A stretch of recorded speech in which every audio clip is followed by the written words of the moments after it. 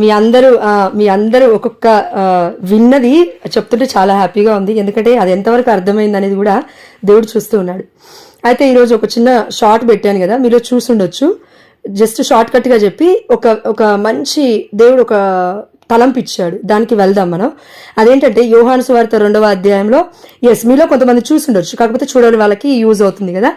మన యోహాను సువార్త 2వ అధ్యాయంలో కానాపల్లి విందు అనే ఈ సందర్భంలో ఎవరు కనబడుతున్నారంటే మన కన్నతల్లి అనే కథోలిక శ్రీ సభ. ఎలా అంటే, ఒకటి మరియ తల్లి అచ్చట ఉండెను, ఇప్పుడు అక్క చెప్పారు. అదేవిధంగా యేసు చెప్పినట్లు చేయండి, అవునా, అక్క చెప్పారు. అదేవిధంగా నీరు అనగా మానవత్వం, ఇదిగో డివినిటీలోకి మారడమే దైవత్వం, అంటే వైన్గా అక్కడ ద్రాక్షరసంగా కనబడుతుంది. అయితే ఇవన్నీ ఇప్పటివరకు మనం తెలుసుకున్నాం. అదేవిధంగా ఇంకొన్ని విషయాలు ఏంటంటే, ఇది మనం గుర్తుపెట్టుకోవాలి, వేరే వాళ్ళకి కూడా చెప్తే ఏంటంటే వాళ్ళు కూడా ఇన్స్పైర్ అవుతారు. కాబట్టి ఈ వాక్యము పరిశుద్ధాత్మ దేవుడు మనకి వివరించాడు, మనకి రివీల్ చేస్తున్నాడు. ఏంటి అంటే, మొట్టమొదటిగా అక్కడ కానాపల్లి విందులో ఎంతమంది ఉన్నారంటే మనకు కౌంట్ తెలియదు, కానీ చాలా మంది ప్రజలు ఉన్నారు, అవునా. చాలా మంది ప్రజలు ఆల్రెడీ ఇన్వైట్ చేయబడ్డారు. అయితే అక్కడ వాళ్ళందరినీ కాకుండా కేవలం మరియ తల్లి గురించి యేసు ప్రభువు వారు వచ్చారు అని, అదేవిధంగా శిష్యుల గురించి ఇక్కడ మాట్లాడుతున్నాం. అక్కడ ఎంతమంది ఉన్నారు అని కౌంట్ లేదు, అంటే అక్కడ ఎంతమంది ఉన్నా ఉండొచ్చు ఆ పెళ్లికి, అవునా. అదేవిధంగా మన కన్నతల్లి అయిన కథోలిక శ్రీ సభకి మన చర్చ్కి వెళ్తున్నాం ఈ రోజులలో ఎంతో మంది, అవునా. ఆ పెళ్లికి అంటే ఈ గొర్రె పిల్ల పెళ్లి విందుకు కూడా మనం వెళ్తూ ఉన్నాము. అంటే ఇక్కడ నీరు ద్రాక్షరసంగా మారుతుంది. అక్కడ కన్నతల్లి అయిన కథోలిక శ్రీ సభ చర్చ్లో దేవుడే ఇదిగో తన యొక్క రక్త శరీరాలను మనకు ఇచ్చి ఉన్నాడు, ఒక గొప్ప అద్భుతమే జరుగుతుంది అని ఫాతిమా రెడ్డి అని ఇంతకుముందుకు చెప్పారు, అవునా. అదంతా మనందరికీ తెలుసు. అదే గొప్ప విందు, దివ్యమైన విందు, దేవుడి యొక్క బలి విందు మనం పాల్గొనేది. అంటే అక్కడ మనం ఎప్పుడు ఉండాలి? అందరూ అక్కడ ఉన్నారు. మరియ తల్లి కూడా అచ్చట ఉండెను. దాని తర్వాత యేసు ప్రభువు వస్తున్నాడు, అంటే పరిశుద్ధాత్మ దేవుడు రివీల్ చేశాడండి. అదే మీకు చెప్తున్నాను నేను ఇప్పుడు. మరియ తల్లి వచ్చింది అంటే అక్కడ ముందు ఎవరున్నారు? ప్రజలు ఉన్నారు. అదేవిధంగా మనము కూడా ముందుగా ఉండాలి, చర్చ్లో ముందుగా ఉండాలి. దయచేసి మనం అందరం ముందుగా ఉంటే, దాని తర్వాత మనం ప్రార్థిస్తున్నప్పుడు మన ప్రార్థన విన్నపాలన్నీ అక్కడ సబ్మిట్ చేస్తుంటే అమ్మ మరియ తల్లి వచ్చి ప్రార్థిస్తూ ఉంటుంది. దాని తర్వాత తల్లిని పిలుస్తున్నాము, మనం పిలుచుకపోయినా అమ్మ వస్తుందండి. ఎందుకంటే అమ్మ ఏమంటారు, అడగక ముందే అన్నం పెట్టేది అమ్మ మాత్రమే. ఇది బైబిల్లో డైరెక్ట్గా ఉందా అంటే ఉండదండి. మన ఎక్స్పీరియన్స్తో దేవుడు పరిశుద్ధాత్మ దేవుడు పలికిస్తే తప్ప వినగలగాలి మనం. అవును, ప్రతి వర్డ్ డైరెక్ట్గా ఉండదు బైబిల్. కాబట్టి అమ్మ అక్కడ ఉంది. మనతో పాటు అమ్మ ఏం చేస్తుంది? అక్కడ కుమారుని ఇన్వైట్ చేస్తుంది. తల్లి కూడా ఉంది అక్కడ. తల్లి కూడా మనందరితో పాటు, శిష్యులందరితో పాటు. ఇప్పుడు శిష్యులు అంటే అక్కడ దివ్యమైన బలి విందు అక్కడ జరగబోతున్నప్పుడు ఏం జరుగుతుందంటే, మనం చాలా మంది వీడియోస్లో చూసాము. అదేంటంటే అనేక సకల దేవదూతలు ఇదిగో పరిశుద్ధులు పరిశుద్ధులు పరిశుద్ధులు అని కొనియాడుతున్నారు దేవుణ్ణి, యేసు ప్రభువు వారిని. అద్భుతం అక్కడ జరగబోతూ ఉంది. సింహాసనం పైన యేసు ప్రభువు వారు కూర్చోబోతున్నాడు అని ఇంత ముందుకు కూడా సృజననే చెప్పి ఉన్నారండి. దివ్య బలి పూజకి మనం ఎలా అటెండ్ అవ్వాలి, ఎలా మనము యోగ్యకరంగా పార్టిసిపేట్ చేయాలి అని. అంటే మనం ముందుగా వెళ్ళి ఏం చేస్తున్నామంటే ఇన్వైట్ చేస్తున్నాము, ఆహ్వానిస్తున్నాము, సింహాసనం వేస్తున్నాము యేసు ప్రభువు వారికి. కాబట్టి అక్కడ మనం ముందుగా వెళ్ళాలి. మధ్య పూజలో వెళ్ళదు దయచేసి. ఒకవేళ మధ్య పూజలో వెళ్ళి దివ్యసప్రసాదం తీసుకుంటా అంటే దేవుడికి నువ్వు ఇర్రెస్పెక్ట్గా, అంటే ఏమంటారండి దాన్ని, అగౌరవిస్తున్నావు దేవుని. ఈనాడు లాస్ ఏంజలస్ వాళ్ళు కూడా చేసింది కూడా అది, అగౌరవించారు దేవుణ్ణి. నువ్వు నేను అలా అగౌరవించకూడదు మధ్యలో వెళ్ళి పూజలో. దేవుడి కన్నా గొప్పవాళ్ళమా? దేవుడి కన్నా గొప్పదానివా? దేవుడి కన్నా గొప్పవాడివా? లేదు కదా. దేవుడి కంటే మనం ముందు ఉండి ఏం చేయాలి? ఆహ్వానించుకోవాలి మన తండ్రిని మన జీవితంలోకి. ఇక్కడ ఏ విధంగా అయితే కానాపల్లి విందులో ఆ కుటుంబం ఆహ్వానిస్తూ ఉన్నారో, ఈ ప్రజలు మొత్తం ఎవరమంటే మనమే. కన్నతల్లి కథోలిక శ్రీ సభలో ఉన్న ప్రజలు మొత్తము ఎవరితో ఉన్నారంటే మరియ తల్లి మధ్యస్థ ప్రార్థనతో, పునీతుల ప్రార్థనలతో, దేవదూతల స్తుతులతో మనమందరం స్తుతిస్తూ ఆ తండ్రి దేవుని మనం ఆహ్వానిస్తూ ఉన్నాం. మన మధ్యలోకి రాయ్యా అని మనం స్తుతులు అర్పిస్తూ ఉన్నాము. అక్కడ గొప్ప విందే జరుగుతుంది. ఈ విందు కానాపల్లి విందులో మనకు అర్థమైంది అద్భుతం జరుగుతుందని, అవునా. అదేవిధంగా దర్శన గ్రంథంలో ఒక చోట మనం చూసామండి, అది 19వ అధ్యాయం అనుకుంటాను. ఒకసారి చూడండి, 19వ అధ్యాయము 19వ అధ్యాయం 5వ వచనం దగ్గర నుంచి ఉంటుందండి. నేను ఓవరాల్గా చెప్తా, ఎక్కువ టైం తీసుకోను. గొర్రెపిల్ల వివాహ మహోత్సవం. మహోత్సవం అంటే పండుగ, గొర్రెపిల్ల వివాహం అంటే విందు. ఇక్కడ కానాపల్లి విందు. కానాపల్లిలో మొట్టమొదటి అద్భుతం ఎలా జరుగుతుందంటే మరియ తల్లి మధ్యస్థ ప్రార్థన ద్వారా దేవుడు చేసింది దేవుడే అద్భుతం, మరియ తల్లి కాదు కదా. మనం అదే చెప్తున్నాం కదా. మరి మరియ తల్లి మధ్యస్థ ప్రార్థన ఉంది, కానీ తల్లి విశ్వసించింది కాబట్టి ఆ యొక్క సేవకుల దగ్గరికి వెళ్ళి ఆయన చెప్పినట్లు చేయండి. మనం ప్రార్థించకంటే ముందు మనలో ఏముండాలంటే విశ్వాసం ఉండాలి. మరియ తల్లి యేసుప్రభు దగ్గరికి వెళ్ళి ఇట్లుందయ్యా కొరత అని చెప్తున్నప్పుడు విశ్వాసంతో అడిగింది, అవిశ్వాసంతో అడగలేదు. నా కుమారుడు చేస్తాడు అని మళ్ళీ ప్రకటిస్తూ ఉంది. ఇదంతా జరుగుతున్నప్పుడు ఎవరు చూస్తున్నారు కానాపేరుడు అంటే శిష్యులు అక్కడే ఉన్నారు, జనాంగాలు మొత్తం అంటే అక్కడ మొత్తం ప్రజలు ఉన్నారు. ఎంతో కొంతమంది ప్రజలు కాకపోయినా అందరు కాకపోయినా కొంతమందినే చూస్తున్నారు. శిష్యులైతే మరీ క్లియర్గా చూస్తున్నారు. మరియ తల్లి మధ్యలో, అదేవిధంగా యేసుప్రభుల వారిలో మధ్యలో ఉన్న డిస్కషన్ అంటే ఆ తల్లి కుమారుడి యొక్క సంబంధాన్ని కూడా వాళ్ళు చూస్తూ ఉన్నారు. ఆ యొక్క ఒబీడియన్స్ అనేది చూస్తున్నారు.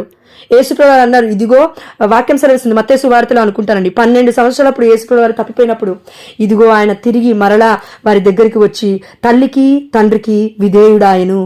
ఆ గొప్ప విధేయత మనకి ఇక్కడ కూడా కనబడుతుంది. తల్లి దగ్గర విధేయత చూపించినట్లుగా, అంటే అమ్మ చెప్పింది చేశాడు యేసుప్రభు వారు. నేను చేయనంటే చేయకపోయేవాడేమో యేసుప్రభు వారు, కానీ ఏం జరుగుతుంది అక్కడ అంటే ఇదిగో కథోలిక శ్రీ సభే అక్కడ కట్టబడుతుంది అనే విషయం మనం మర్చిపోద్దండి. మనందరికీ తెలుసు పెంతెకోస్తు పండుగ రోజున అపోస్తల కార్యం 2వ అధ్యాయంలో చర్చ్ అనేది స్టార్ట్ అయింది అని అంటాము. అయితే మనం అందరం గుర్తుపెట్టుకోవాలి, పితా పుత్ర పరిశుద్ధాత్మ దేవుడు లేకపోతే ఎక్కడా కూడా ఆది కాండం నుంచి అద్భుతాలే జరగవు. కాబట్టి కానాపల్లి విందులో పరిశుద్ధాత్మ దేవుడు ఉన్నాడు. ఎలా చెప్పొచ్చు? ఇదిగో యోహాను సువార్త 2వ అధ్యాయం 3వ వచనం, అచ్చట ద్రాక్షారసముకు తక్కువగా పడగా యేసు తల్లి వారికి ద్రాక్షారసము లేదు అని ఆయనతో చెప్పింది మరియ తల్లి అయినా ప్రేరేపించింది పరిశుద్ధాత్మ దేవుడు. ఇది మనం మర్చిపోదు. ఫర్ ఎగ్జాంపుల్ ఇప్పుడు నేనున్నాను, ఎవరికైనా మన గ్రూప్లో కష్టం ఉంది, లేదంటే నేనే కష్టాల్లో ఉన్నాను, మీరు ప్రేయర్ చేస్తున్నాను అనుకోండి. మీరు ప్రార్థించుకునేటప్పుడు జోష్న బాధలో ఉందేమో ఒకసారి అడుగుదామనే ప్రేరణ వస్తుంది. ఇంత ఆర్డినరీ పీపుల్ అయినా మనకే ప్రేరణ వస్తుంది, పరిశుద్ధాత్మ ప్రేరణ. అయ్యో వాళ్ళ కోసం ప్రేయర్ చేయాలి, అయ్యో వీళ్ళ కోసం ప్రేయర్ చేయాలి. మరియ తల్లి she completely filled with the holy spirit, right? ఎప్పటి నుంచి? ఇప్పుడే కాదు, తన పుట్టుక నుంచి, ఇదిగో ఆ యొక్క యెరూషలేము దేవాలయం ఉన్నప్ప ముందు నుంచే కాదు, తన తల్లి గర్భంలో ఉన్నప్పటి నుంచి దేవుడు ఎన్నిక. కాబట్టి మరియ తల్లి పరిశుద్ధాత్మతోటే నడిపింపబడుతుంది తన జీవితం మొత్తము. పాపంలో పడిపోయే ఛాన్సే లేదు మరియ తల్లి. అంటే పరిశుద్ధాత్మ దేవుడు కంటిన్యూస్గా అమ్మ నడిపిస్తూనే ఉన్నాడు. ఆ ప్రేరణ ద్వారా అమ్మ చెప్తుంది అక్కడ వారికి తక్కువగా పడిందయ్యా. పరిశుద్ధాత్మ దేవుని మనం ఇక్కడ చూస్తున్నాం. అదేవిధంగా ఒక అద్భుతం జరిగింది అని అంటే ప్రేరేపించేది పరిశుద్ధాత్మ దేవుడే. అదేవిధంగా అక్కడ ఫలించేలాగా చేసేది కూడా పరిశుద్ధాత్మ దేవుడే. అంటే తండ్రి యెహోవా ఆజ్ఞాపిస్తాడు, యేసుప్రభుల వారు యేసు నామంలో ఇదిగో అధికారం చొప్పున చేస్తూ ఉన్నారు. కానీ అక్కడ అది చేయాల్సింది, అంటే దాన్ని ఏమంటారండి, ఫుల్ఫిల్ చేయాల్సింది, కంప్లీట్గా సమృద్ధిగా నడిపించాల్సింది మాత్రం పరిశుద్ధాత్మ దేవుడి యొక్క ప్రభావం వల్లే అది కంప్లీట్గా ఫుల్ఫిల్ అవుతుంది అనే విషయం మనం మర్చిపోద్దు. అదేవిధంగా ఇక్కడ మనం అందరం మర్చిపోతాము పరిశుద్ధాత్మ దేవుడు ఉన్నాడు అనే విషయం, అది మనం మర్చిపోద్దు.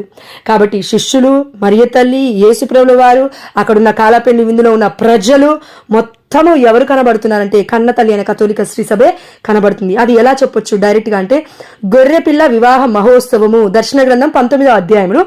అప్పుడు ఆ దేవదూత గొర్రెపిల్ల పెండ్లి విందునకు ఆహ్వానింపబడిన వారు ధన్యులు. అయితే మీరు ఇక్కడ ఒక ప్రశ్న అడగవచ్చు నన్ను, ఒకవేళ పరిశుద్ధాత్మ దేవుడు ప్రేరేపిస్తే డైరెక్ట్గా ఈ వర్డ్కి ఎలా వస్తున్నావు నువ్వు, గొర్రెపిల్ల వివాహ మహోత్సవం అంటే? ఒకటి మర్చిపోయానండి. ఎస్, యోహాను సువార్త 2వ అధ్యాయము. ఈరోజు పొద్దున ఫాదర్ వాక్యం చెప్తుంటే నాకు పరిశుద్ధాత్మ దేవుడు గుర్తు చేశాడు. 11వ వచనం చూడండి.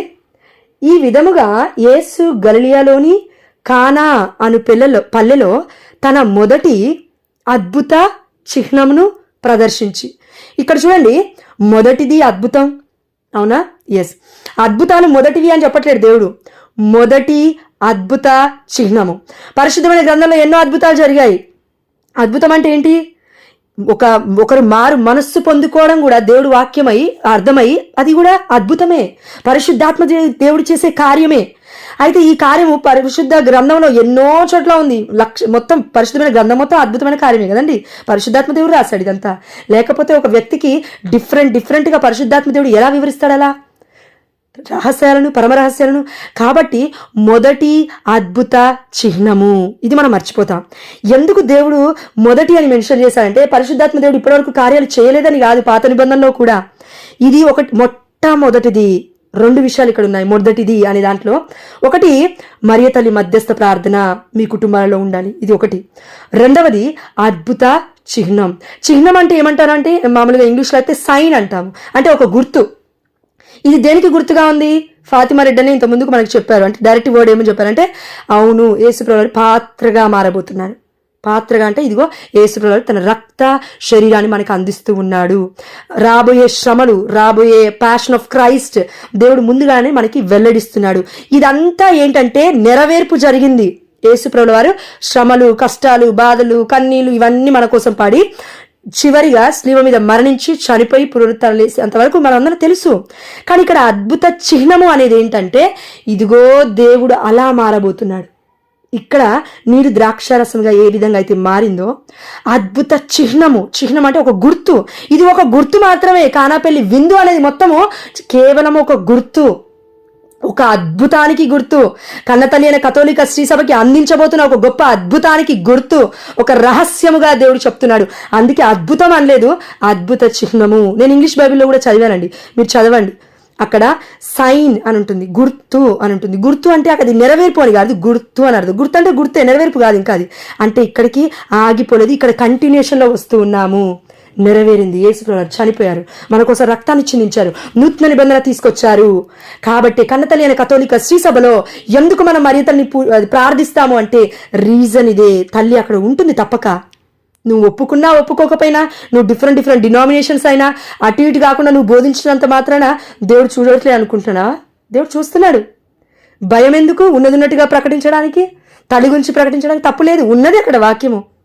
కాబట్టి ఈ మొదటి అద్భుత చిహ్నము దేవుడు మరియ తల్లి గురించి చేశాడు. తన తల్లికి మాటకి విధేయిస్తున్నాడు అనే ఒక విషయం మనకు అర్థమవుతుంది. రెండవది ఒక చిహ్నము గుర్తుగా ఉంది అనే విషయం మనకు అర్థమవుతుంది. అదేవిధంగా అద్భుత చిహ్నమును ప్రదర్శించి తన మహిమను వెల్లడి చేసెను. ఇక్కడ చూడండి, కానా అను పల్లెలో తన మొదటి ఏంది? యేసు ప్రభువారి యొక్క మొదటి. మామూలుగా మనం అంటాము తండ్రి, కుమార, పరిశుద్ధాత్మ, అవునా? మరి తండ్రిని కదా మహిమపరచాల్సింది.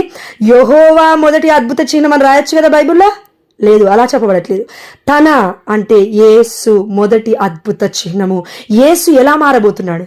ద్రాక్షరసముగా అద్భుతంగా మన కోసం మారబోతున్నాడు. నూతన నిబంధనగా మన కోసం మారబోతున్నాడు.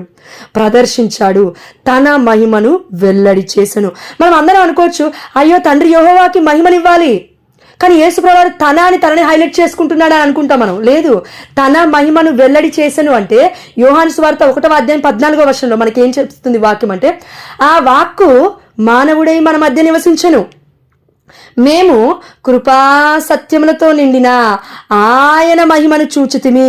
ఎవరు చూశారంట? ఈ శిష్యులు, లేకపోతే మన యోహాను కానివ్వండి, అక్కడ ఉన్న ప్రజలు కానివ్వండి, లేకపోతే ఇంకెవరైనా కానివ్వండి, దేవుడి యొక్క కృపా సత్యములతో నిండిన ఆయన మహిమను చూచితిమి. అది తండ్రి యొద్ద నుండి వచ్చిన ఏకైక కుమారుని మహిమ. కుమారుడు ఎవరు అంటే మహిమ, దేవుడి మహిమ. He's a glory of God. దేవుడి మహిమ యేసుప్రభువారు వారు. మనం మామూలుగా, నాకు వాక్యం ఎక్కడ గుర్తులేదండి కానండి, పాత నిబంధనలో ఒకసారి మీరు అబ్జర్వ్ చేయండి. మోషే నాయకత్వంలోనో లేకపోతే ఇంకా ఎక్కడైనా గుడారము అక్కడ వేస్తూ ఉన్నప్పుడు వాళ్ళు దేవుడి మహిమ వస్తూ ఉంది ఆ గుడారం పైకి అనేసి వాక్యం చాలా చోట్ల ఉంది. అదేవిధంగా మన నూతన నిబంధన కూడా యేసుప్రభువారు వారు మన రూపాంతరం చెందేటప్పుడు మహిమోపేతుడై కనిపిస్తున్నాడు యేసుప్రభువారు వారు. అప్పటికి పునరుత్థానం అవ్వలేదు. గెస్తమని తోటలో ప్రార్థిస్తున్నప్పుడు పేతురు, యాకోబు, యోహాను గారితో వెళ్ళినప్పుడు వాళ్ళు ముగ్గురు చూస్తున్నారు, మహిమోపేతమైన ఇదిగో శరీరముతో అంటే వస్త్రములతో నింపబడి ఉన్నాడు. దేవుడి మహిమని చూస్తున్నారు. అంటే ఎవరిని చూస్తున్నారు? దేవుణ్ణే చూస్తున్నారు. ఎందుకు చూసిన దేవుడు అని డైరెక్ట్గా ఎక్కడుంది వాక్యం? దేవుడు చెప్తున్నాడండి. యోహాను సువార్త 1వ అధ్యాయం 18వ వచనం చూడండి. ఇంతకుముందు చెప్పాను, బట్ మళ్ళొకసారి. ఎవరును ఎప్పుడునూ దేవుణ్ణి చూడలేదు. మనం ఇప్పుడు ఎవరిని చూస్తున్నాము? దేవుడి మహిమను చూస్తున్నాము, అవునా? ఎస్. తండ్రి వక్ష స్థలమున ఉన్న, వక్ష అంటే కుడి పక్కన, మనం ఇప్పుడు విశ్వాసంలో చెప్తున్నాం. ఎస్, తండ్రి వక్ష స్థలమున ఉన్న జనితైక కుమారుడైన దేవుడే ఆయనను తెలియపరచును. చూడండి, ఇక్కడ వర్డ్ క్లియర్గా వినాలి. జనితైక కుమారుడైన యేసు ప్రభువే ఆయనను తెలియచేసను అని లేదు వర్డ్ ఇక్కడ. జనితైక కుమారుడైన దేవుడే. జనితైక కుమారుడు itself is a God. Jesus itself is a God. దేవుడే, యేసు ప్రభువు వారే దేవుడు, ఆయనను తెలియపరచను. దేవుడు ఎవరో తెలియపరచుకుంటున్నాడు. ఆయన మహిమ గురించి దేవుడు చెప్తున్నాడు. కాబట్టి తండ్రి, కుమార, పరిశుద్ధాత్మలో మనకి ఎంతోమందికి కన్ఫ్యూజన్ ఉండొచ్చు. కానీ పరిశుద్ధాత్మ దేవుడు బలంగా మనల్ని వాడుకుంటే తప్ప అది మనకు కొంచెం అర్థం కావడానికి కొంచెం కన్ఫ్యూజన్గా ఉంటుంది. బట్ వీ కెన్ ప్రొక్లెయిమ్, మనం వివరించగలుగుతాము. ఎప్పుడు అంటే పరిశుద్ధాత్మ దేవుడు ఇదిగో రెండంతలుగా మనల్ని అభిషేకించినప్పుడు, ఏ విధంగా అయితే ఏలియానైతే మన double portion of the holy spirit శక్తిని పొందుకున్నాడు, అద్భుతాలు చేయడానికి కాదండి, అద్భుతమైన ఈ వాక్యాన్ని మనం వివరించాలన్నా, వినాలి అన్నా, మనం ఒకరికి ప్రకటించాలన్నా మనకి శక్తి కావాలి. ఆ శక్తి పేరే మహిమ. ఆ మహిమ ఎవరంటే యేసు ప్రభుల వారు. అయితే ఈ మహిమ గురించి ఈరోజు మనం మాట్లాడుకుంటున్నాం. ఇప్పటి వరకు అనుకున్నాం కదా, ఎస్. అయితే ఈ మహిమ గురించి మనం మాట్లాడుకుంటే మామూలుగా మీరు దయచేసి కరెక్ట్గా వినాలి వాక్యము. మనందరికీ తెలుసు హ్యుమానిటీ. ఇప్పుడు అక్క అన్నారు కదా, సునీత అక్క, ఎస్, వాటర్, నీరు మానవత్వానికి గుర్తుగా ఉంది. ద్రాక్ష రసం డివినిటీకి గుర్తుగా ఉంది, అంటే దైవత్వానికి గుర్తుగా ఉంది. ఎస్, అవునా? ఎస్. అయితే ఇప్పుడు మనం కరెక్ట్గా ఆలోచిస్తే పరిశుద్ధమైన గ్రంథంలో ట్రాన్స్ఫర్మేషన్ అంటే హృదయ పరివర్తన గురించి ప్రకటించింది ఎవరు అంటే బప్తిస్మ యోహాను గారు. దాని తర్వాత బప్తిస్మ యోహాను గారు చెరసాలలో వేయబడినప్పుడు మన యేసుప్రభుల వారు ఇదిగో మన లోకరక్షకుడు హృదయ పరివర్తనం చెందండి అని ప్రకటిస్తూ ఉన్నారు, జ్ఞానస్నానం ఇస్తూ ఉన్నారు, శిష్యులతో చెప్తూ ఉన్నారు. అవునా? ఎస్, చెప్పారు. It's a transformation. అది అక్కడ ఏం జరుగుతుంది? మనము మన పాపాలని ఒప్పుకున్నప్పుడు ఒక మార్పు అనేది ఉంది, చూసారు హృదయంలో. ఆ హృదయాన్ని దగ్గరే ఆగిపోతుందా అండి ఆ మార్పు? నీ క్రియలలో కూడా కనబడాలి క్రీస్తు. ఇప్పుడు నేనున్నాను, నిన్ను నువ్వు ప్రేమించుకున్నట్లే నీ పొరుగుపారిని ప్రేమించు అని దేవుడు అన్నాడు. ఆ మార్పు నా హృదయంలో జరిగింది, హృదయ పరివర్తన కలిగింది. అది చేంజ్, ఒక మార్పు మాత్రమే, పరివర్తన మాత్రమే, ట్రాన్స్ఫర్మేషన్ మాత్రమే. ఓకేనా? ఎస్. ఈ మార్పు ఇప్పుడు నేను క్రియలలో తీసుకురావాలి బయటికి. ఎలా? అత్తమ్మ బాగలేనప్పుడు, లేకపోతే మామయ్య బాగలేనప్పుడు, అమ్మ నాన్న బాగలేనప్పుడు కాదండి. మళ్ళీ మీరు వాక్యం కరెక్ట్ వినాలి. అమ్మ నాన్న ఎవరైనా చూసుకుంటారు, కొడుకున్నాడు చూసుకుంటాడు. ఆ తల్లి ప్లేస్లో తండ్రి ప్లేస్లో అత్తమామ ఉన్నారు, వాళ్ళని చూసుకోవాలి. అది మార్పు అంటే. ఆ తల్లిదండ్రులను చూసుకోవడం కాదు, అది ఎవరైనా చేస్తారు ప్రపంచంలో స్వార్థముతో. అది కాదు, ఆస్తుల కోసం పాస్తుల కోసం కాదు, అత్తమామని మనం చూసుకున్నప్పుడు అది దేవుడికి కావాల్సిన మార్పు, పరివర్తనం. అయితే ఈ వర్డ్ కొద్దిసేపు పక్క పెడదాం. ఇది ట్రాన్స్ఫర్మేషన్. రెండవది డివినిటీకి సంబంధించింది, దైవత్వానికి సంబంధించింది. అదేంటంటే ఇప్పటి వరకు మనం పరివర్తన గురించి నేర్చుకున్నాము, ఇది మానవుడికి సంబంధించిన పరివర్తనం. ఓకేనా అండి? ఎస్.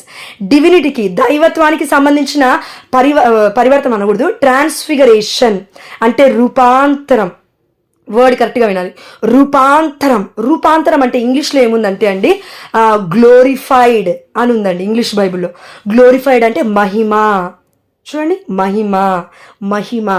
అయితే యేసుప్రభుల వారు ఎవరు? దేవుడి మహిమ, దేవుడి సన్నిధి, ఇంకా యేసుప్రభుల వారే. ఇప్పుడు మనం చూసాం వాక్యం. కాబట్టి అమ్మ మరియ తల్లి ఇదిగో పరలోక భూలోక రాజ్ఞిగా ఎత్తబడుతుంది. అమ్మ మరియ తల్లి మనం చరిత్రలో చూస్తే అండి, కొన్ని డాక్టరీన్లో అంటే ఆ యొక్క ఆధారాలలో చూస్తే, మన కథలిక కథోలిక శ్రీ సభ థియాలజీ ప్రకారం చూస్తే, మరియ తల్లి చనిపోయిన తర్వాత సమాధిలో పెట్టినప్పుడు అమ్మ మరియ తల్లి 2-3 రోజుల తర్వాత వాళ్ళు వెళ్ళి తవ్వి చూస్తే మరియ తల్లి శరీరం కనబడలేదంటండి. చిన్న గాయం కూడా అమ్మకి కాలేదు, కానీ కనబడలేదంట. అంటే మేబీ నేను దేవుడు అంతా హైలైట్ చేయట్లేను అమ్మని, మీరు గుర్తుపెట్టుకోవాలి. మేబీ యేసుప్రభుల వారి లాగా మరియ తల్లి తీసుకోబడిందేమో, కానీ ఎత్తబడింది మాత్రం దేవుడి మహిమార్థమే, దేవుడి చేతే ఎత్తబడింది అమ్మ, ఇది గుర్తుపెట్టుకోవాలి. ఓకేనా? కానీ యేసుప్రభుల వారు తనంతట తానుగా ఇదిగో ఎత్తబడ్డాడు అంటే తన శక్తి దేవుడిచ్చాడు, ఆ యొక్క కృపను కూడా దేవుడే ఇచ్చాడు, తండ్రే ఇచ్చాడు అనే విషయం కూడా మనం చూసినాం. అంటే అమ్మ మరియ తల్లి ఎలా ఉంది? పుట్టుక నుండి చనిపోయేంత వరకు పరిశుద్ధంగా జీవించింది. మన హిస్టరీ ఏం చెప్తుందంటే షీఈ్ సిన్లెస్.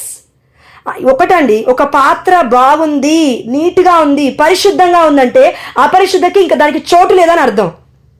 పరిశుద్ధత ఉంది అంటే దానికి అపరిశుద్ధకి చోటు లేదని అర్థం. మన జీవితం కాదది, దేవుడి తల్లి జీవితం అది, దేవుడి తల్లి శరీరం అది, దేవుడి యొక్క తల్లి దేహం అది. దేవుడు నివసించాలి ఆ దేహంలో, దేవుడు ఉదయించాలి ఆ దేహంలో, దేవుడు మహిమపరపడాలి ఆ దేహంలో. దేవుడే క్షణం ప్రతి ఒక్క ఆర్గాన్, ప్రతి ఒక్క ఏమంటారండి అవయము చేత పరపబడాలి. అలా పరపబడితేనే ఈ మహిమ, యేసుప్రభువు వారు అనే మహిమ ప్రపంచం అంతటికి మహిమ ఇవ్వగలదు అనే విషయం మనం మర్చిపోవద్దు. ఎందుకంటే నేను ఎక్కడో చదివానండి, వాక్యము నాకు గుర్తులేదు, 2 కొరింథీ 3:15 అనుకుంటానండి.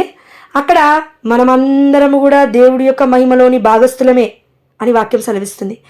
మనకే ఇంత మహిమని, దేవుడి యొక్క మహిమలో పాత్రలుగా ఉండే భాగ్యాన్ని దేవుడు మనకిస్తే మరియ తల్లే దేవుడి పాత్రగా మారిపోయింది. మరి మరియ తల్లి ఇంకెంత గొప్పగా ఉండాలి మహిమలో, దేవుడి మహిమలో. నేను అనేది తల్లి కూడా దేవుడి మహిమే, తనంతట తానుగా ఏ మహిమ లేదు. అదేవిధంగా ఇక్కడ ట్రాన్స్ఫిగరేషన్, రూపాంతరము చెందిన మొట్టమొదటి వ్యక్తి ఎవరు పరిశుద్ధమైన గ్రంథంలో అంటే కంప్లీట్గా అండి మోసెస్ గారికి రూపాంతరం చెందింది కేవలం ముఖం మాత్రమే. మీరు వాక్యం చదివితే పాత నిబంధనలో ఇదిగో మోషే 40 రోజులు 40 పగళ్ళు 40 రాత్రులు దేవుడి సన్నిధిలో ఉన్నాడు, ఆ కొండ ఎక్కాడు, అక్కడ ఉన్నాడు, దాని తర్వాత వస్తున్నాడు, రాతి పలకను తీసుకొని తన ముఖం మొత్తం మెరుస్తూ ఉంది, చూడలేకపోయారు, దేవదూత వలె మెరుస్తున్నాడు. అదేవిధంగా కొత్త నిబంధనలో అపోస్తుల కార్యంలో 6వ అధ్యాయం 15వ వచనం అనుకుంటానండి, స్టెఫను గారు అక్కడ సభలో దేవదూత వలె తన ముఖము కనబడుతుంది అని వాక్యం సెలవిస్తుంది. అంటే చనిపోయే ముందు స్టెఫను గారు అలా కనబడ్డారు. కానీ స్టెఫన్ని పక్కన పెట్టింది, మోషేని పక్కన పెడితే, వీరందరిని పక్కన పెడితే హైలైట్ వర్డ్ ఇంకోటి ఏంటంటే ఏలియా ప్రవక్త. ఏలియా ప్రవక్త ఎలా కొనుకోబడ్డాడు, హానోకి ఎలా కొనుకోబడ్డాడు, దేవుడి యొక్క కృపచేత కొనుకోబడ్డారు.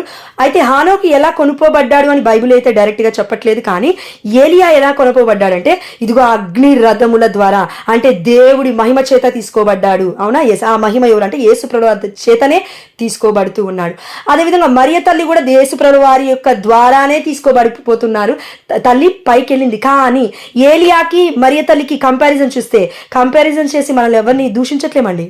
ఇది తెలిస్తే మన విశ్వాసం ఇంకా గొప్పగా ఉంటుంది మరియ తల్లిలో అని. అంతే దేవుడి ఉద్దేశం. ఏలియా అగ్ని రథముల చేత తీసుకోబడుతున్నాడు, పాతి పెట్టబడలేదు, చనిపోలేదు. కానీ మరియ తల్లి మాత్రమే చనిపోవాల్సిన అవసరమే ఉంది. చరిత్ర చెప్తున్నది, ఇది బైబిల్ చెప్పట్లేదు. అదేవిధంగా జోసెఫ్ గారి యొక్క చనిపోవడం కూడా బైబిల్లో లేదు. కానీ tradition, we are believing tradition, right? మన కన్నతల్లి అనే కథోలిక శ్రీ సభ పుట్టువత్రాలను మొత్తము మనకి అందిస్తూ ఉంది. అందులో ఉన్న హిస్టరీ డీటెయిల్స్ కూడా మనం తెలుసుకోవాలి. అదేంటి అంటే మరియ తల్లి చనిపోయింది, దాని తర్వాత యేసు ప్రభువారి వలె లేవనెత్తబడింది, తీసుకోబడింది పరలోక రాజ్యానికి. మరియ తల్లికి ఇచ్చిన శరీరం మేబీ మహిమోపేతమైన శరీరం, రూపాంతరము చెందిన దేహము. అదేవిధంగా ట్రాన్స్ఫిగరేషన్ యేసు ప్రభువారిలో ఎలా నిలబెడుతుందంటే కేవలం మరియ తల్లిలాగా చనిపోయి 3వ రోజున ఎత్తపడడం కాదు, ఇక్కడ ముందే చూపిస్తున్నాడు దేవుణ్ణి నేను అని. ఎలా? మానవ శరీరం ధరించినప్పటికీ డివినిటీ, దైవత్వం అనేది అంత ఈజీగా పోదు కదండి. వచ్చింది దేవుడే ఈ లోకానికి. ఎవరు? యేసు ప్రభువారు. కాబట్టి పునీత పేతురు, యాకోబు, యోహాను గారులకి దేవుడు వారి 3 ప్లేస్లో మన అందరినీ పెడుతున్నాడు. ఈరోజు మీరందరూ కూడా నాకు సాక్షులై ఉంటారు భూ దిగంతముల వరకు. అందుకే ఇది ప్రకటిస్తున్నాడు. అదేంటంటే నేను మహిమోపేతుని, నేను రూపాంతరము చెందాను. రూపాంతరం అంటే అంతయు రూపము మారిపోయింది, అంటే మన శరీరము అంతయు అండి. ఇంకా దేవుడే. ఇంకా ఇది మనకి అసాధ్యం, మానవుడికి, కేవలం ఒక మానవుడికి ఇది అసాధ్యం. కానీ మానవ శరీర రూపధారిడిగా వచ్చిన దేవుడికి ఇది సాధ్యమే. కాబట్టి ఆ డివినిటీని, దైవత్వాన్ని దేవుడు ప్రకటించుకున్నాడు చనిపోక ముందే అనే విషయం మనకి దేవుడు చెప్తున్నాడు. అంటే ఇక్కడ హైరార్కీ చూడండి. ఏలియా కొద్దిసేపు పక్కకు పెడితే మరియ తల్లి రూపాంతరం చెందుతుంది, కానీ దేవుడి చేత ఎత్తబడుతుంది. రూపాంతరము చెందాల్సిన అవసరం యేసు ప్రభువారికి లేదు. కానీ తన మహిమను వెళ్ళబుచ్చుకోవడానికి, నేనే దేవుణ్ణి అని చెప్పుకోవడానికి యేసు ప్రభువారు ఏం చేస్తున్నారంటే ఇదిగో దేవుణ్ణి అని ప్రకటించుకుంటున్నాడు పునీత పేతురు, యాకోబు, యోహాను గారుల మధ్యలో. ఇక్కడ ఒక డౌట్ రావచ్చు మనకి, డైరెక్ట్ వర్డ్ బైబిల్లో ఉందా అంటే నేను వాక్యాలు తీసి పెట్టుకోలేదండి, నేను చెప్తాను డైరెక్ట్. ఎలా అంటే ఆ సమయంలో మేఘము రూపంలో వారి మీదకి వచ్చాడు. ఎక్కడ?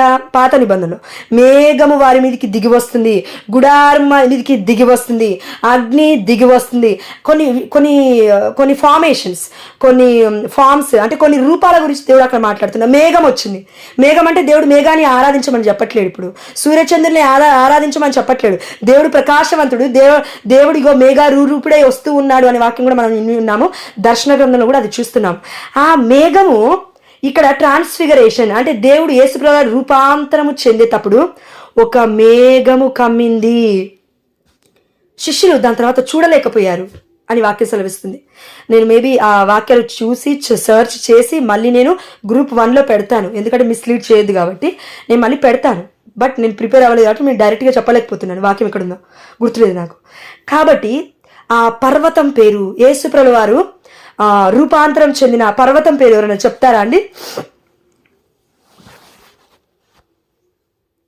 ఎస్ అక్క, glory to God, God bless you. తాబోరు పర్వతం. అయితే పరిశుద్ధమైన గ్రంథంలో ఈ పర్వతం పేరు లేదు. మరి ఎక్కడి నుంచి తీసుకొచ్చారు? జోష్నా తీసుకొచ్చిందా? మన చరిత్ర, ట్రెడిషన్. అదే ఇప్పుడు ప్రాటెస్టెంట్స్ వాళ్ళని, డినామినేషన్స్లో ఉన్న వాళ్ళని వెళ్ళి అడగండి, చెప్తారేమో? చెప్పరు. చరిత్రనే వాళ్ళని నమ్మనప్పుడు మనం ఏం చేస్తాం?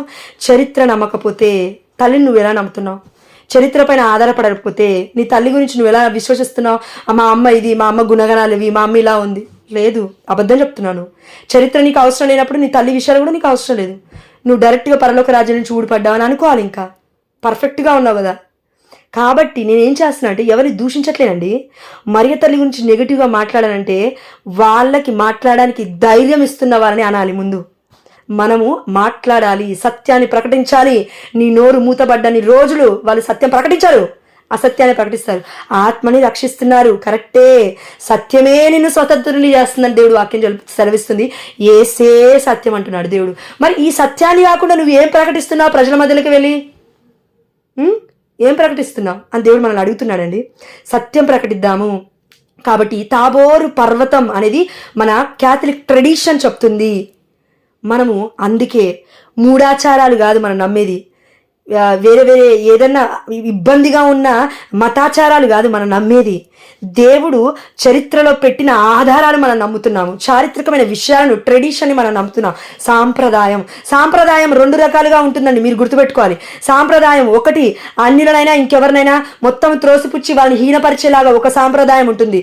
రెండవది, ఇదిగో దేవుని మహిమపరిచే సాంప్రదాయం కూడా ఉంటుంది. అదేంటి అంటే, నువ్వు ఎక్కడున్నా కూడా, ఆనాడు పౌలు గారు ఏమన్నారంటే, నేను వెళుతున్న ప్రదేశంలో నేను అక్కడ ఉంటాను, నా చుట్టూ ఉన్న ప్రజల వాళ్ళ వలె నేను మారిపోతూ ఉంటాను. మారిపోయి నేను ఏం చేస్తానంటే, కంప్లీట్గా వాళ్ళలోకి నేను మారుతున్నానని కాదు అర్థం. బిడ్డలని దేవుడి ప్రేమ చూపించి నేను వాళ్ళని క్రీస్తు వైపు మరలుస్తాను. సాహసం చేస్తున్నాడు పునీత పౌలు గారు. ఏం చేశారు? ఎక్కడికి వెళ్తే అక్కడ భాషని నేర్చుకున్నాడు, వాళ్ళ సాంప్రదాయాలను కూడా పాటించాడు. సాంప్రదాయాలను పాటించింది ఆత్మకి కాదు, శరీరానికి. శరీరం ద్వారా పాటించిన దాన్ని మహిమోపేతుడైన మన దేవుడిని మహిమపరిచాడు ఆత్మని రక్షించడం ద్వారా. అదేవిధంగా మన కన్నతల్లి కథోలిక శ్రీ సభ ఇండియాలో ఉంది, ఇండియాలో ఉంటుంది.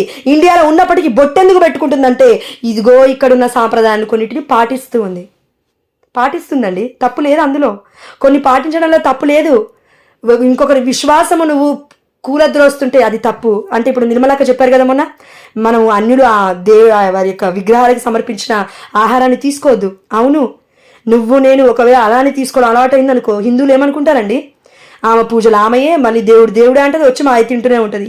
ఇదేనా మనకు కావాల్సింది? ఏంటి, ఏం బతుకుతున్నాం మనం?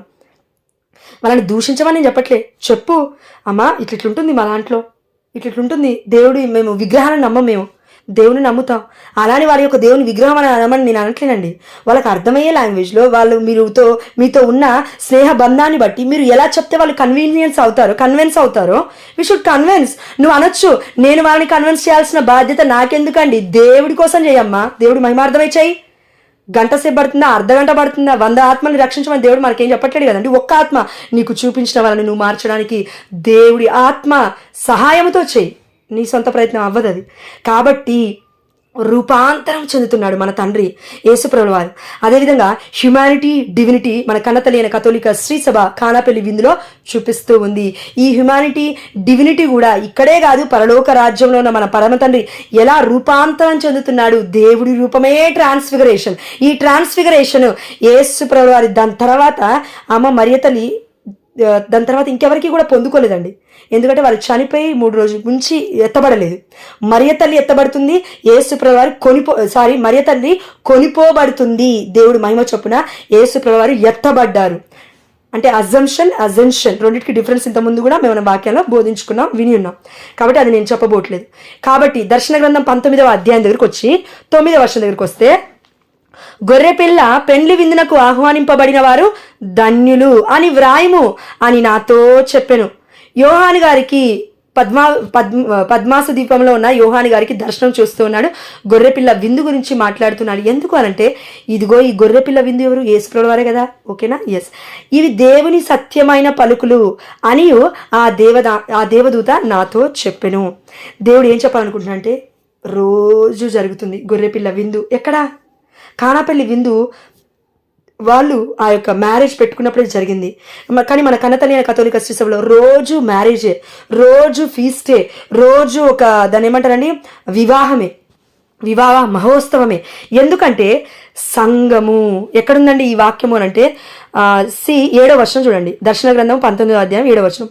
మనము ఆనందింతుము, సంతోషింతుము, ఆయన ఘనతను స్తుతింతుము. గొర్రెపిల్ల విందు మహోత్సవము ఆసన్నమైనది, వధువు సిద్ధమైనది. వధువు సిద్ధమైనది, వధువు సిద్ధమైనది. వధువు సిద్ధమైనది ఎవరండి? సంఘము. నువ్వు నేను సిద్ధపాటు కలిగి వెళ్ళాలి చర్చ్కి. నువ్వు నేను సిద్ధముగా ఉండాలి. యేసుప్రభువు వచ్చి దివ్యబలి పూజ మొత్తం అయిపోయిన తర్వాత నడి పూజలకు వెళ్ళి తీసుకుంటే నువ్వు తీసుకునేది దేవుని కాదండి. నిజం చెప్తున్నాను నేను. There is no వర్తి.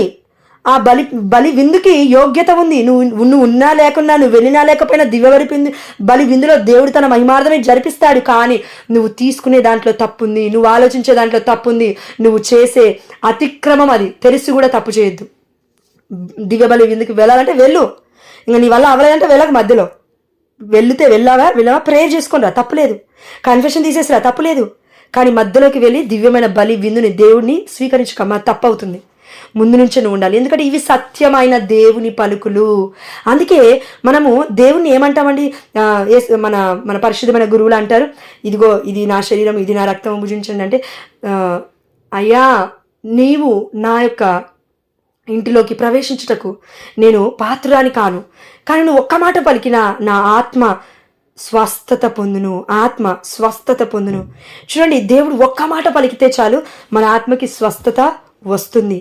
ఒక మాట ఆల్రెడీ నీలో నాలో ఎంటర్ అయింది. ఇప్పుడు అక్క అన్నారు కదా, వాక్యమే యేసుప్రభుల వారు. ఎస్, ఆ వాక్యానికి మనం విధేయత చూపించినప్పుడు, ఒక్క మాట దేవుని పలకయ్యా అని మనం అడిగినప్పుడు, ఆ ఒక్క మాట ఆల్రెడీ నీలోనే ఉంది. ఒక మాట కాదు, బైబిల్ మొత్తం నీ లోపటే ఉంది. ఆజ్ఞలు మొత్తం నీ లోపటే ఉన్నాయి, నీ హృదయంలోనే ఉన్నాయి. ఇప్పుడు నీలోకి దేవుడు వేయి చేసి వస్తున్నాడు కాబట్టి ఒక్క మాట అవసరం లేదు. ఇప్పుడు దేవుడే నీలో ఉన్నాడు, రూపాంతరమును చెందుతున్నావు ప్రియమైన బిడ్డ. అది నీకు అర్థం కావాలి. దేవుడు తన మహిమతో నిన్ను నింపుతున్నాడు ఆ సమయంలో. దేవుడు తన కృప చొప్పున నిన్ను నింపుతున్నాడు ఆ సమయంలో. దేవుడు తానుగా తన యొక్క దివ్యమైన శరీరముతో, రక్తముతో నిన్ను కడిగి శుద్ధీకరించి తన రూపాన్నే నీలోకి తెస్తూ ఉన్నాడు. ఇది ట్రాన్స్ఫర్మేషన్ కాదు.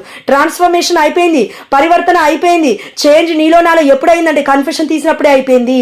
దివ్యమైన బలి విందుకు నువ్వు వెళ్ళినప్పుడు, విశ్వాస సంగ్రహం ముందు చెప్పక ముందు కన్ఫెషన్ ప్రేయర్ చేయమన్నప్పుడు ఫాదర్, అప్పుడే అయిపోయింది పరివర్తనం. దాని తర్వాత జరుగుతుంది ఏంటంటే దివ్య బలి విందులో ట్రాన్స్ఫిగరేషన్, రూపాంతరము నువ్వు నేను చెందుతున్నాము. ఎలా అంటే, ఇదిగో దేవుడి యొక్క రక్త శరీరాలు పొందుకోవడం వల్ల. ఇది ఆనాడు ఉన్న పాత నిబంధనలో ఉన్న ప్రవక్తలకి ఈ యొక్క కృప లేదు. ఈ యొక్క ఏమంటారండి, ఆ యొక్క అదృష్టాన్ని వాళ్ళు మిస్ చేసుకున్నారు, గొప్పతనాన్ని వాళ్ళు మిస్ చేసుకున్నారు. అందుకే అన్నారు మన బప్తిస్మ యోహాను గారు అనుకుంటారండి, పరిశుద్ధమైన గ్రంథంలో నూతన నిబంధనలో ఒక మాట ఉంది, నాకు గుర్తులేదు ఎవరన్నారో.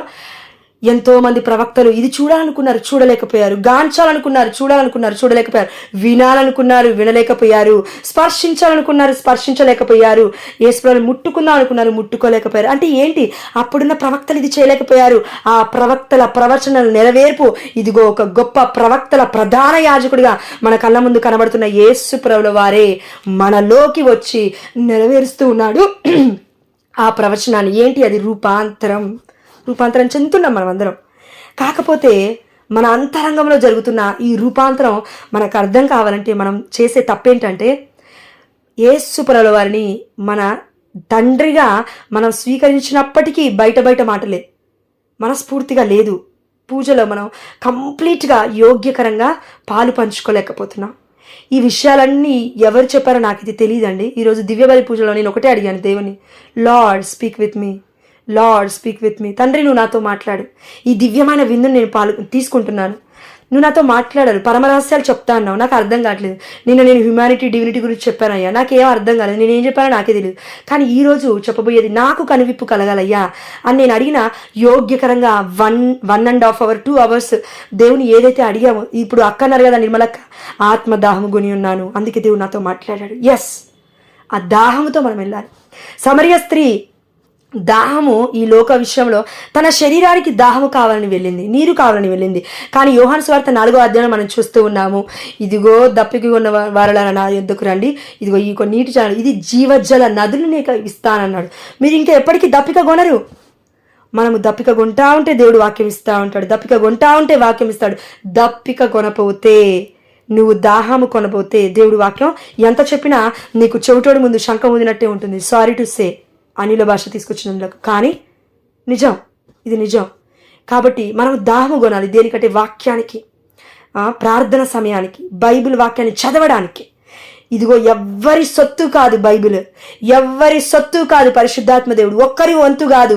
ప్రతి ఒక్క బిడ్డకి తన మహిమైశ్వర్యము చొప్పున దేవుడు ప్రతి అవసరత తీరుస్తాడు, ప్రతిది నీకు వివరిస్తాడు, ప్రతిది నీకు బోధిస్తాడు. ఎందుకంటే మధ్యలో ఉంది ఎవరు అంటే అత్యద్భుతము చేయగలిగిన పరిశుద్ధాత్మ దేవుడి యొక్క కార్యం ఇది. మానవుడు ఇది ఎవరు చేయలేరు. కాబట్టి దయచేసి మనం ఈరోజు దేవుని అడుగుదాం, అయ్యా ఆనాడు మోషే ముఖాన్ని నువ్వు దర్శించావు తండ్రి. అపోస్తుల కార్యంలో స్టెఫనియో ఒక ముఖము దేవదూతలాగా కనబడింది తండ్రి. అయ్యా ఇది ఒక చివరి వచనం అండి, దేవుడు ఎందుకు బాగా గుర్తు చేస్తున్నాడు. 2 కొరింథీ 3:15 ఒక్కసారి చదువుతాను, దయచేసి వినండి. ఇది చదవకపోతే మనకి మేబీ ఇన్కంప్లీట్నెస్గా ఉంటుందేమో, దేవుడు ఎందుకు చూపిస్తున్నాడు నాకు తెలియదు. 2 కొరింథీ 3:15 నుండి చూడండి. ఈనాడు కూడా వారు మోషే ధర్మశాస్త్రమును పఠించినప్పుడు ఆ ముసుగు వారి మనస్సులను కప్పివేయును. చూడండి, యోహాను సువార్త 1:15 దేవుడు ఏమంటున్నాడంటే, మోషే ద్వారా వసగబడినది ధర్మశాస్త్రము, కానీ యేసు ప్రభువు వారి ద్వారా వసగబడింది కృపా సత్యములు. ఎందుకు మన సహోదరి మనలు డిఫరెంట్ డినామినేషన్స్లో ఉన్న ప్రవక్తనులు మరి ప్రొటెస్టెంట్ సహోదరి మనలు ఎందుకు సత్యాన్ని ప్రకటించలేకపోతున్నారంటే పాత నిబంధన దగ్గరే ఆగిపోయారండి వాళ్ళు. అందుకే ధర్మశాస్త్రం అంటారు, లేకపోతే అబ్రహాం అంటారు, లేకపోతే ఇంకెవరో అంటారు. కానీ పరిశుద్ధమైన గ్రంథం నూతన నిబంధన దగ్గరకు వచ్చి మర్యాదల గురించి మాట్లాడరు. ఎందుకంటే వారికి వివరించబడలేదు. ఒకటి, ఎంత వివరించాలనుకున్నా వాళ్ళు తీసుకోలేకపోతున్నారు. మొండి ఆత్మ అది. కాబట్టి కప్పివేశారు, వారి మనసులు కప్పివేసుకున్నారు, వాళ్ళ ముఖాలని కప్పివేసుకున్నారు. ధర్మశాస్త్రమే ఇంకా వారి యొక్క జీవితం అనుకుంటున్నారు వాళ్ళు. కానీ దేవుడు ఏమంటాడంటే, ఇదిగో ధర్మశాస్త్రాన్ని కొట్టివేయడానికి నేను రాలేదు, దాన్ని ఫుల్ఫిల్ చేయడానికి, సంపూర్ణమనర్చడానికి వచ్చాను, ఫుల్ఫిల్ చేయడానికి నేను వచ్చాను. ఫుల్ఫిల్మెంట్ దగ్గరికి నువ్వు రాకుండా సగం దగ్గరే నువ్వు ఆగిపోతే 6 రాతి బాణలు లెక్కనే ఉండిపోతావు ఎప్పటికీ. అద్భుతమైన రాతి బాణగా నువ్వు నేను మారలేము ఇంకెప్పటికీ కూడా. కాబట్టి దేవుడు ఏమంటున్నాడంటే, కప్పివేయకండి మీ మనస్సులను, ముసుగులను వేయకండి ధర్మశాస్త్రముతో. ఇదిగో ఆ కాడిని నేను ఇప్పుడు తొలగించానన్నానండి దేవుడు. హెబ్రీలకు రాసిన లేఖ అనుకుంటానండి. నేను కాడిని తొలగించాను, నా కాడి సులువైనది, నా బరువు తేలికైనది అని యేసు ప్రభువారు ఎందుకు అంటున్నారు? మత్తయి సువార్త 11:28-29 అనుకుంటాను. అందుకే ఒక వ్యక్తి, ఇక్కడ 16 చూడండి. కానీ ఒక వ్యక్తి ప్రభువు వంకకు తిరగగానే ముసుగులు తొలగింపబడును. ముసుగులు పాపపు కాడి, లేకపోతే ఈ యొక్క యోక్ అంటే భారమైన యోక్ అంటే ఏమంటారండి, పాత నిబంధనలు ఏవైతే ఆచారాలు సాంప్రదాయాలు ఇంకేదో కాలు కడుక్కొని నువ్వు ఇంట్లోకి రావాలి, యూదులు ఇలా చేయాలి అలా చేయాలి, సున్నతి ఉండాలి అది ఉండాలి. అవును, అప్పటి మటుకు అది దేవుడు చెప్పినంత మటుకే అది ఫుల్ఫిల్మెంట్లో ఉంది. దాని తర్వాత దేవుడు రెన్యూ చేశాడు, నూతనీకరించాడు. ఇదిగో ఇది నా శరీరము, ఇదిగో ఇది నా రక్తము, ఇప్పుడు ఇది నిబంధన. ఇక్కడికి రావాలి నువ్వు, సున్నతి దగ్గరనే ఉంటా అంటే ఎలా? అక్కడికి వెళ్ళి మళ్ళీ మన ఎవరండి నోవా గారి కాలంలో నువ్వు ఉంటేలా, అబ్రహాము గారి కాలంలో ఉంటేలా నువ్వు ఇప్పుడు దేవుడి దగ్గరికి రావాలి. దేవుడు అనుకుంటే అబ్రహామే కాదు, ఇదిగో రాళ్ళ నుండి సైతం దేవుడు సంతానాన్ని పుట్టిస్తాడు. ఇదిగో సర్ప సంతానమా అని బప్తిస్మ యోహాను గారు సంబోధిస్తున్నారు.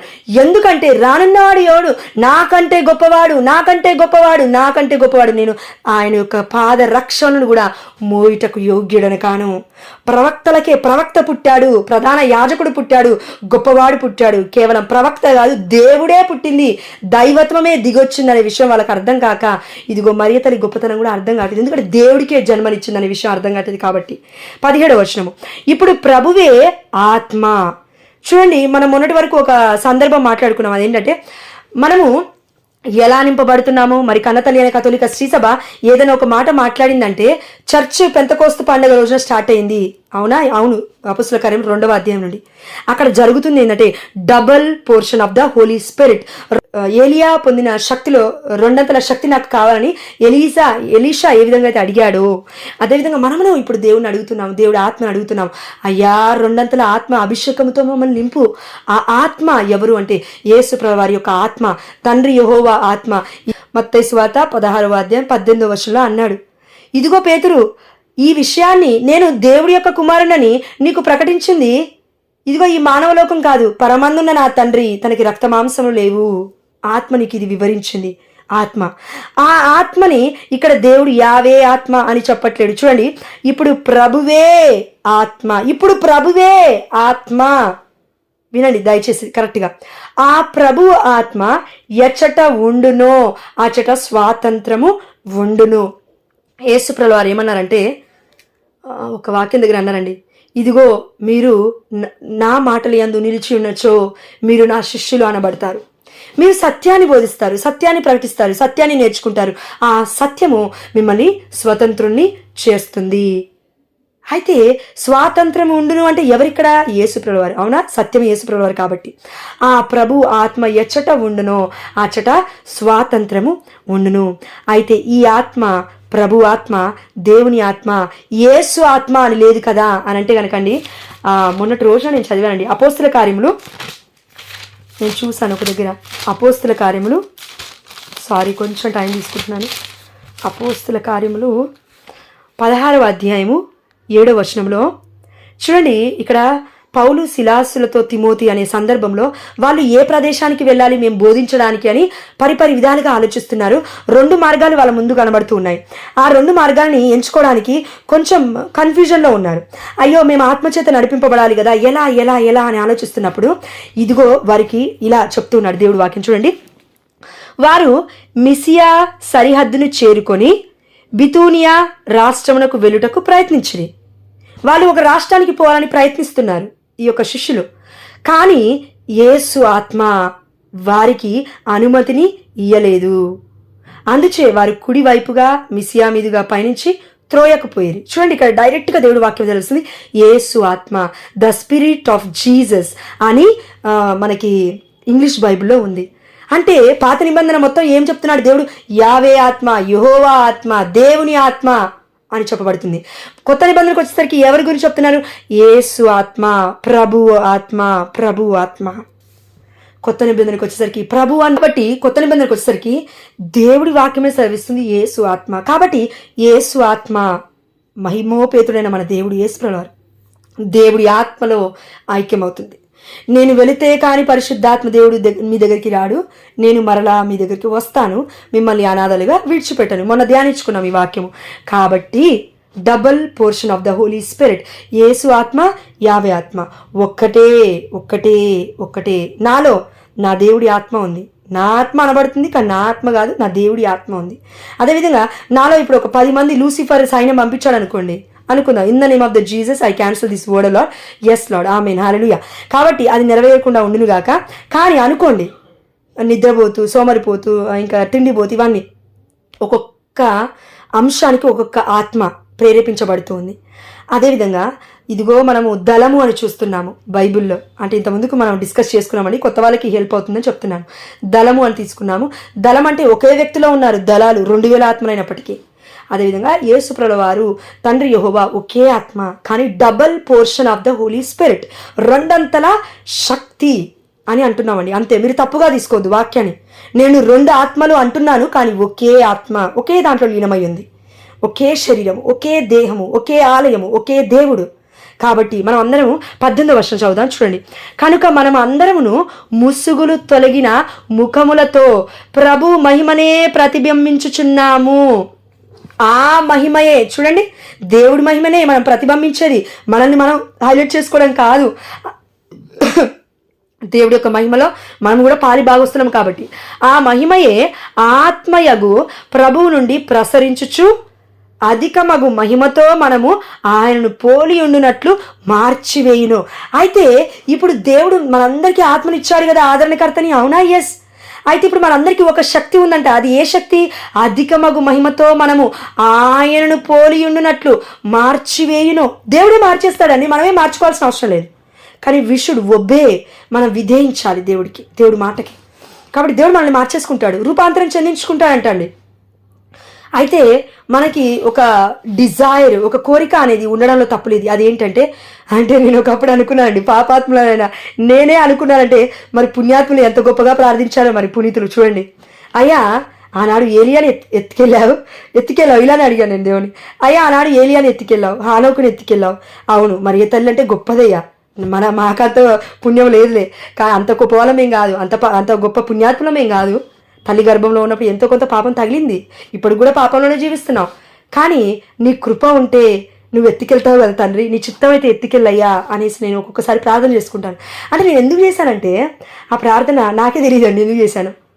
కానీ నేను అడిగాను దేవుడిని, ఇది ఏంటి అంటే ఇన్ని రోజులకి దేవుడు ఫ్రాక్షన్ ఆఫ్ సెకండ్స్లో ఇది రివీల్ చేశాడు. ఇది ఎలా నాకు వివరించబడిందో నాకు కూడా అర్థం కావట్లేదు. కానీ దేవుడి మహిమే, మనం అందరం కూడా అధికమగు మహిమతో ఆయనను పోలి ఉండునట్లు మార్చివేయును.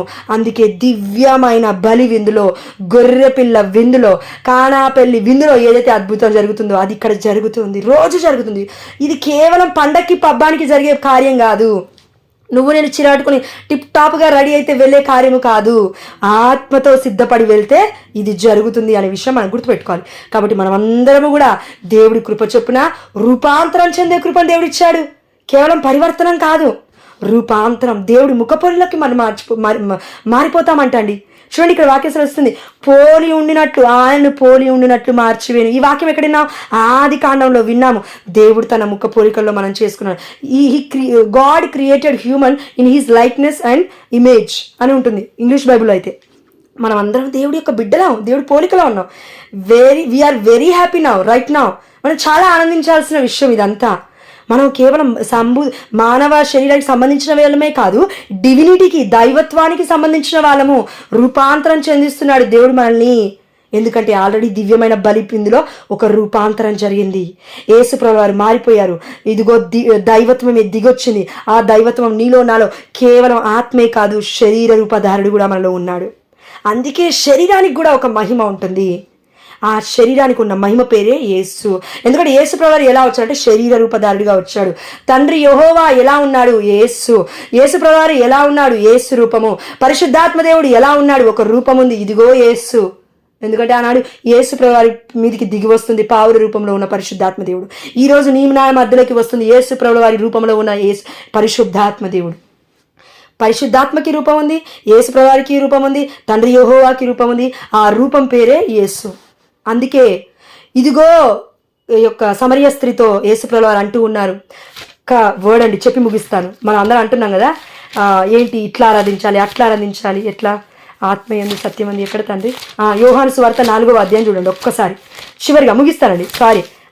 4వ అధ్యాయము చూడండి, 23వ వచనము. నిజమైన ఆరాధికులు ఆత్మయందును సత్యమందును తండ్రిని ఆరాధించు సమయం ఇప్పుడే వచ్చి ఉన్నది. ఆత్మయందు అని యేసు ప్రభువు వారు చెప్పి, పరిశుద్ధాత్మ దేవుడు చెప్పి అక్కడ కట్ చేశాడంటే మనం లైట్ తీసుకోవచ్చు వాక్యం. కానీ సత్యమందును తండ్రిని ఆరాధించి సమయం ఇప్పుడే వచ్చినది. సత్యమందు ఏంటి?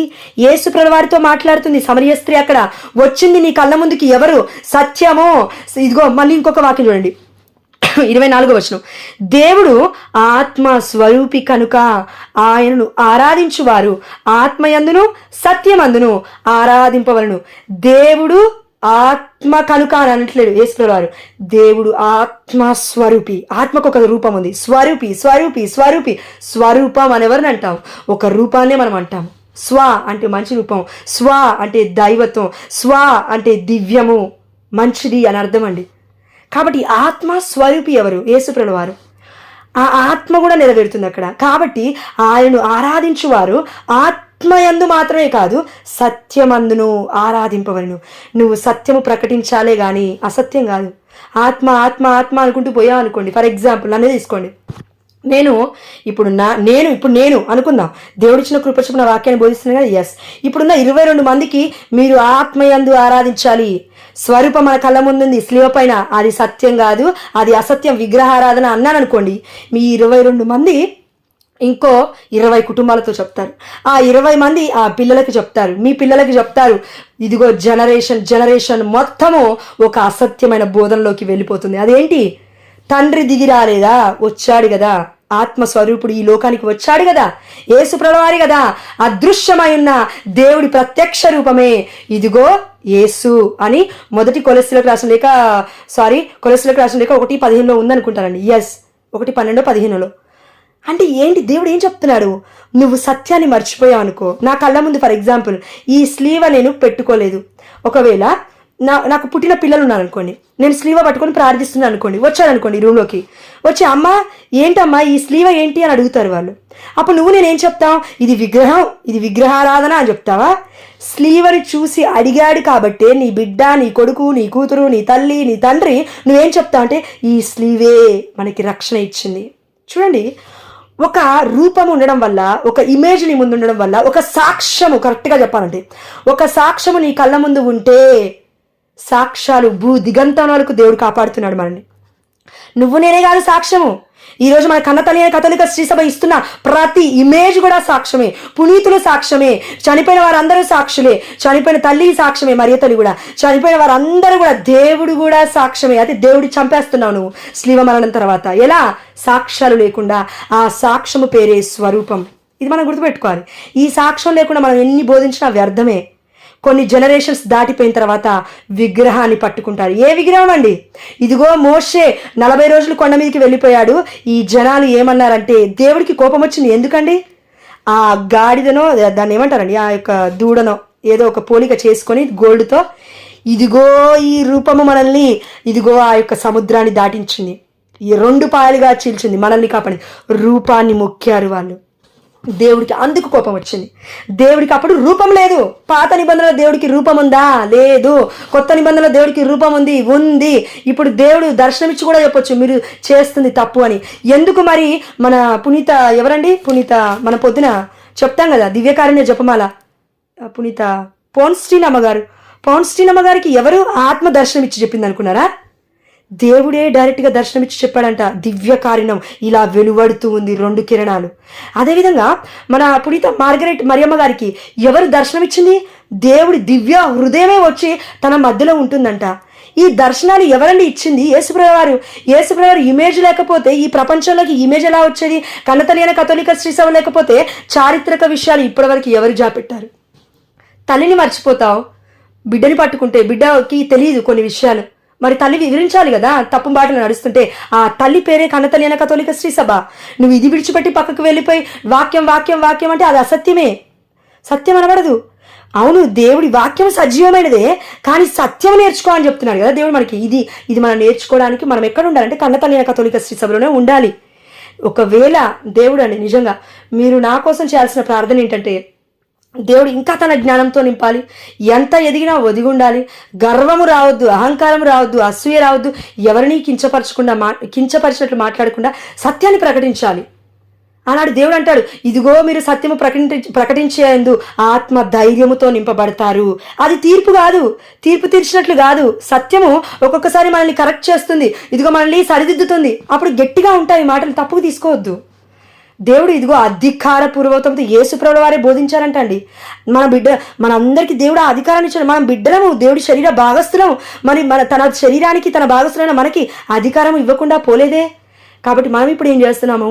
ఆత్మయందు సత్యమందు ఆరాధిస్తున్నాము.